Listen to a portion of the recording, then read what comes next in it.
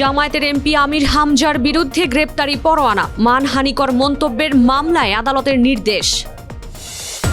ঋণ খেলাপিদের সঙ্গে সমঝোতার কোনো সুযোগ নেই, মন্তব্য অর্থমন্ত্রীর। আন্তঃব্যাংক লেনদেন ফি অপরিবর্তিত।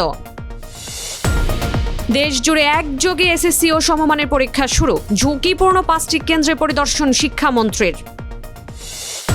নওগাঁয় এক পরিবারের 4 জনকে গলা কেটে হত্যা, টেকনাফের গহীন পাহাড়ে 3 জনের রক্তাক্ত মরদেহ। শেষের পথে যুক্তরাষ্ট্র ইরানের মধ্যে যুদ্ধবিরতি, রণক্ষেত্রে নতুন কার্ড দেখানোর হুঁশিয়ারি ইরানের। স্বাগত জানাচ্ছি দ্য বিজনেস স্ট্যান্ডার্ডের নিয়মিত আয়োজন টিভিএস রাত 8টার সংবাদে। সঙ্গে আছি তামান্না খন্দকার। দেখছিলেন সংবাদ শিরোনাম, এবার বিস্তারিত। কুষ্টিয়া 3 আসনের সংসদ সদস্য ও জামায়াতে ইসলামের নেতা আমির হামজার বিরুদ্ধে বিদ্যুৎ জ্বালানি ও খনিজ সম্পদ মন্ত্রী ইকবাল হাসান মাহমুদ টুকুকে নিয়ে মানহানিকর মন্তব্য করার অভিযোগে করা মামলায় গ্রেপ্তারি পরোয়ানা জারি করেছেন আদালত। 21 এপ্রিল সিরাজগঞ্জের অতিরিক্ত চিফ জুডিশিয়াল ম্যাজিস্ট্রেট আদালতের বিচারক এ বিষয়ে নির্দেশ দেন।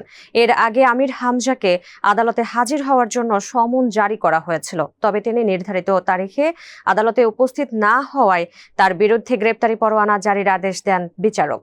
গত 26 মার্চ বিদ্যুৎ জ্বালানি ও খনিজ সম্পদ মন্ত্রী ইকবাল হাসান মাহমুদ 1971 সালের মহান মুক্তিযুদ্ধ ও বীর মুক্তিযোদ্ধাদের সম্মান জানিয়ে একটি বক্তব্য দেন। সেই বক্তব্যকে ঘিরে পরে কুষ্টিয়া সদর উপজেলার এক মসজিদে জুমার নামাজের খুতবার আগে আলোচনায় তাকে নাস্তিক ও ইসলাম বিদ্বেষী বলে মন্তব্য করেন সংসদ সদস্য আমির হামজা। ব্যাংক থেকে টাকা নিয়ে যারা পালিয়েছেন তাদের প্রত্যেকের বিরুদ্ধে মামলা হয়েছে এবং সেই টাকা উদ্ধারে সরকার পেশাদার রিকভারি ফার্ম নিয়োগ করেছে বলে জানিয়েছেন অর্থমন্ত্রী আমির খসরু মাহমুদ চৌধুরী। তিনি স্পষ্ট করে বলেন, ঋণ খেলাপিদের সঙ্গে কোনো ধরনের সমঝোতা করার সুযোগ নেই। 21 এপ্রিল জাতীয় সংসদের অধিবেশনে প্রশ্নোত্তর পর্বে সংসদ সদস্য হাসনাত আবদুল্লার এক সম্পূরক প্রশ্নের জবাবে অর্থমন্ত্রী এসব কথা বলেন। স্পিকার হাফিজউদ্দিন আহমেদ অধিবেশনে সভাপতিত্ব করেন। আমির খসরু মাহমুদ চৌধুরী জানান, আন্তঃব্যাংক লেনদেনের ফি পরিবর্তনের আপাতত কোনো পরিকল্পনা সরকারের নেই। এছাড়া চাকরিচ্যুত ব্যাংক কর্মকর্তাদের পুনর্বহালের বিষয়ে তিনি বলেন, চাকরিচ্যুত ব্যাংক কর্মকর্তাদের চাকরি ফেরত দেওয়ার বিষয়টি আদালতে বিচারাধীন অবস্থায় রয়েছে বিধায় এ পর্যায়ে সরকারের সুনির্দিষ্ট সিদ্ধান্ত দেওয়ার সুযোগ নেই। প্রতি বছরের ন্যায় বাংলা প্রথম পত্র দিয়ে এবারও শুরু হয়েছে এসএসসি ও সমমানের পরীক্ষা। 21 এপ্রিল মঙ্গলবার সকাল 10টায় দেশের 3,885টি কেন্দ্রে একযোগে পরীক্ষা শুরু হয়। এতে সারা দেশে 30,666টি স্কুল, মাদ্রাসা ও কারিগরি শিক্ষা প্রতিষ্ঠানের 18.5 লাখেরও বেশি পরীক্ষার্থী অংশ নেয়। দুপুর 1টায় এই পরীক্ষা শেষ হয়। এদিকে এসএসসি পরীক্ষা দেখতে ঢাকা, সাভার ও মানিকগঞ্জ মিলিয়ে 5টি কেন্দ্র পরিদর্শন করেছেন শিক্ষামন্ত্রী আ.ন.ম এহসানুল হক মিলন।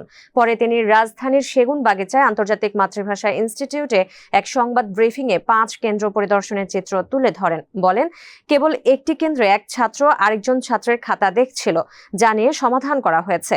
এছাড়া বাকি 4টি কেন্দ্রের পরিবেশই ভালো ও সুন্দরভাবে পরীক্ষা হয়েছে। নওগাঁর নিয়ামতপুরে নিজ বাড়ি থেকে এক দম্পতি ও তাদের ছেলে মেয়ের মরদেহ উদ্ধার করা হয়েছে।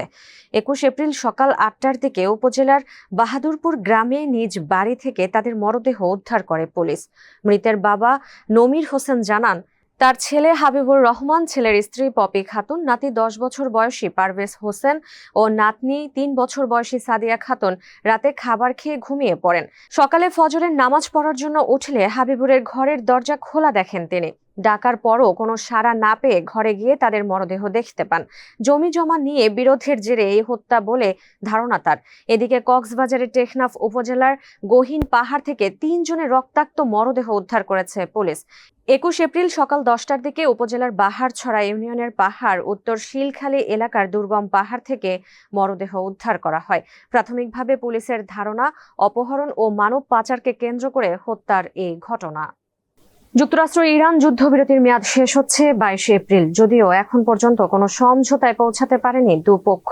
প্রথম দফা আলোচনা ব্যর্থ হওয়ার পর এখন চলছে দ্বিতীয় দফা আলোচনার প্রস্তুতি। সেই আলোচনায় যোগ দিতে 21 এপ্রিল মার্কিন প্রতিনিধি দলের পাকিস্তানে পা রাখার কথা থাকলেও দোটানায় ইরান। মার্কিন নৌ অবরোধ তুলে না নেওয়ায় এবং একটি ইরানি জাহাজ আটক করার ঘটনায় আলোচনায় যোগ দেওয়া নিয়ে সন্দিহান তেহরান। এদিকে নতুন করে যুদ্ধবিরতির মেয়াদ না বাড়ানোর আভাস দিয়েছেন ট্রাম্প। সেই সঙ্গে ইরানকে হুঁশিয়ারি দিয়েছেন যুদ্ধবিরতির সময় শেষ হওয়ার আগে চুক্তি না করলে ধ্বংসযজ্ঞ চালানোর। বিপরীতে আলোচনায় ইরানকে নেতৃত্ব দেওয়া ও সংসদের স্পিকার বাঘের গালিবাফের ভাষ্য, মার্কিন হুমকির মধ্যে কোনো আলোচনা করবে না তারা। যুদ্ধবিরতির সময়টাতে রণক্ষেত্রের নতুন কার্ড দেখানোর প্রস্তুতি নিয়ে রেখেছে তেহরান।